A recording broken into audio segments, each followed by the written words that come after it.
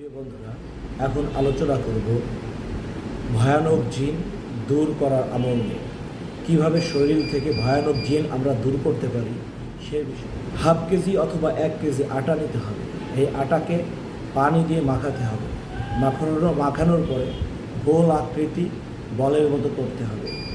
এর উপর এই বলগুলোর উপর ইয়া রহমানু ইয়া কাদির, আল্লাহু ইয়া রহমানু ইয়া কাদির, দোয়াটি আবার পড়ছি, আল্লাহু ইয়া রহমানু ইয়া কাদির। এই দোয়া পড়ে আটাগুলোর উপর ফু দিয়ে ওই আটা প্রতিদিন সকাল সন্ধ্যা দুবেলা খাবে। এভাবে 21 দিন খেলে মহান রব্বুল আলামিন যত বড়ই ভয়ানক জিন হোক না কেন তা থেকে মুক্তিদান করবে। আজ এ পর্যন্ত, সঙ্গে থাকুন।